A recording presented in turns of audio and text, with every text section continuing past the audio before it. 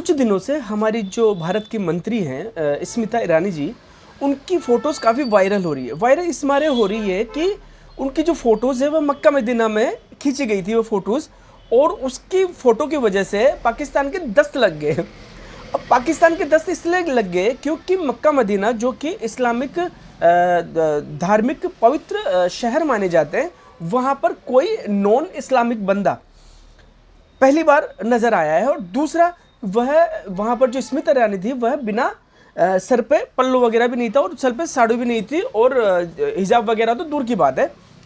तो अब जैसे ही वहाँ पर ये फ़ोटोज़ वायरल हो गई, जो पाकिस्तान में जो कट्टरपंथी लोग हैं उनके यहाँ दस्त लग गए, उनके जुलाब लग गए। वो कह रहे हैं कि साहब ये कैसे हो गया, हमारे इस्लाम के अंदर जो मक्का मदीना के अंदर कोई नॉन मुस्लिम लोग घुस भी नहीं सकता, वहाँ पर स्मिता ईरानी जो कि भारत के मंत्री है वह बिना पल्लू के और वहाँ पर आराम से फ़ोटोज़ वगैरह खींची जा रही है।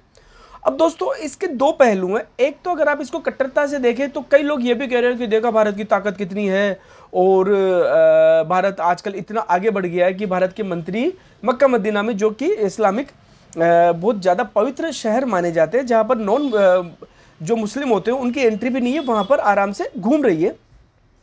दूसरे, अगर इसके फैक्ट के बारे में अगर आप नज़र देखेंगे तो मैं इसको ये कहूँगा कि जो सऊदी का जो प्रिंस है, ठीक है, सऊदी का जो प्रिंस है वह बहुत ज़्यादा इंटेलिजेंट टाइप का बंदा है।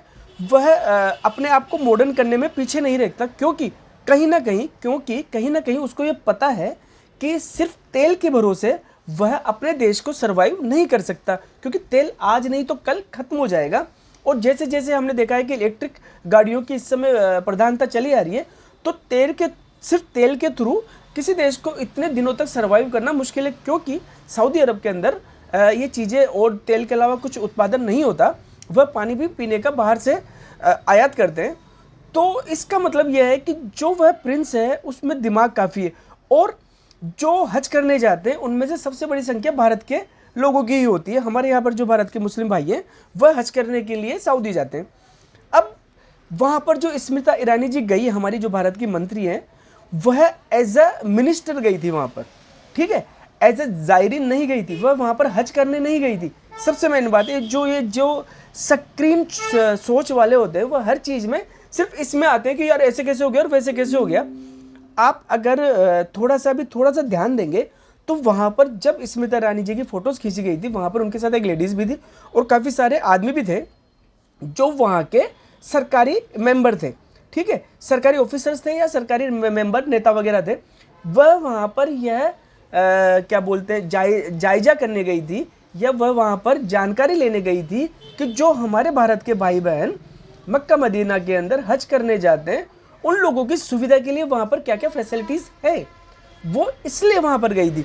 तो जब वहाँ पर वह एज ए मिनिस्टर गई थी, तो चूँकि वहाँ पर वह एज ए जायरीन नहीं गई थी, एज ए वो मक्का मदीना मतलब हज करने नहीं गई थी, तो इसलिए वहाँ पर वह हज करने नहीं गई थी, तो वो उनके लिए वह चीज़ें लागू भी नहीं होती। हाँ, जो हज करने जाता है उनके लिए वह चीज़ें लागू होती है। अब अधिकतर क्या है कि जब से सऊदी अरब के अंदर ये जो नए प्रिंस आए हैं वह काफ़ी मॉडर्न विचारों के हैं, ठीक है, वह हर चीज़ का स्वागत करते हैं, और ये मेरे हिसाब से एक अच्छी बात भी है।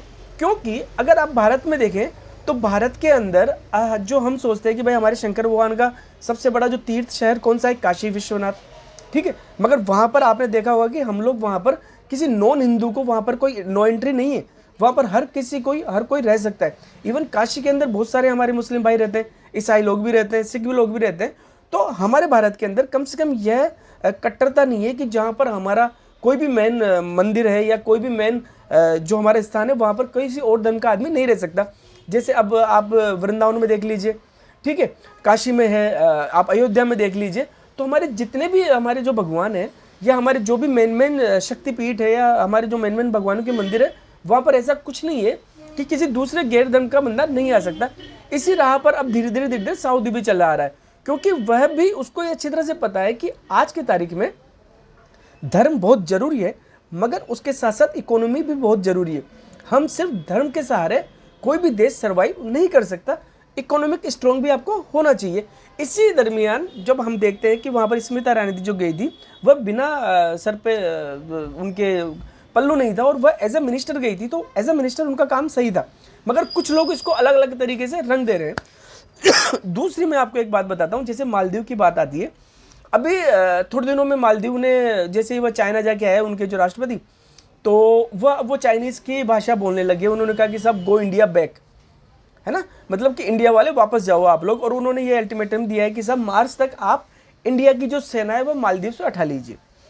अब जो भारत के जो खास कुछ किस्म के जो पत्रकार हैं, वह इस चीज़ को इतना बड़ा करके दिखा रहे हैं कि साहब जैसे तो कोई बहुत ही बड़ी बात हो गई, कि जैसे कि भाई अमेरिका की सेना को अफगानिस्तान में थी और उसको कोई ऑर्डर दे दिया हो ना, वैसे कि साहब भारत की सेना मालदीव से उठा लो।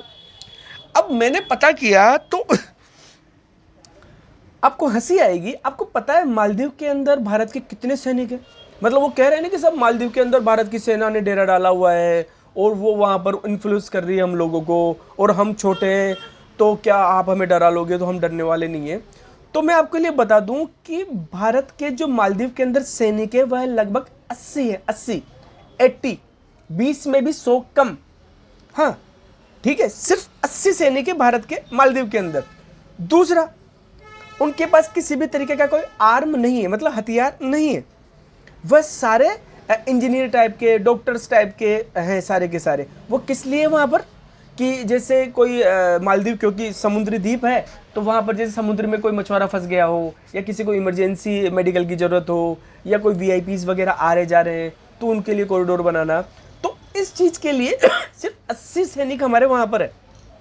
और उसको तो ये कैसे करें कि सब भारत के सैनिक वापस आओ, 80 सैनिक, और उनका भी जो खर्चा है वो भारत सरकार ही उठाती है। और मैं आपको चलते चलते एक बात और बता दूं कि जो भारत के जो सिपाही मालदीव के अंदर है वो कैसे चलेंगे। भाई एक सोचने वाली बात है ना कि भारत के सिपाही मालदीव के अंदर गए कैसे। तो आपको बता दूं 1990 के आसपास श्रीलंका का एक ग्रुप था छोटा, वह मालदीव के एक कोई बिजनेसमैन वगैरह था, उसके साथ मिलकर वहाँ पर उन्होंने राष्ट्रपति के जो राष्ट्रपति भवन होता है उसको घेर वेर लिया था कुछ ऐसा। तो उस समय वहाँ के लोगों ने, मालदीव के लोगों ने भारत सरकार से अपील की थी कि आप हमें बचाइए, हमारी सरकार खतरे में, हमारी अस्मिता खतरे में, हमारे देश की शान खतरे में। तब भारत के सैनिकों ने वहाँ पर जाके उनको बचाया था वहाँ पर। तब से उन लोगों कहते हैं कि सब हम चाहते हैं कि हमारी रक्षा के लिए भारत के कुछ सैनिक हमारे यहाँ पर रहे। तब से भारत के सैनिक वहाँ पर रहते हैं। और अब हल्ला मचा रहे हैं कि साहब नहीं, सब भारत को वापस भेजो, वापस भेजो। अरे हमें क्या फ़र्क पड़ गया? अब सिर्फ एक फ़र्क पड़ सकता है क्या, कि पहले जो हिंद महासागर है उसमें जो नज़र रखने के लिए मालदीव का सहारा देते थे, तो अब वो नहीं रहेगा। तो क्या होगा, जो लक्षद्वीप में जो नए हमारे जो एयरपोर्ट वगैरह एयरबेस बन रहे हैं वहाँ से हमें पता चल जाएगा। सिर्फ इतना ही है दोस्तों। तो हमेशा क्या होता है कि मीडिया आपको हमेशा आधी अधूरी बात बताता है, पूरी बात कभी नहीं बताता, क्योंकि पूरी बात अगर बता देगा तो न्यूज़ नहीं होगी ना।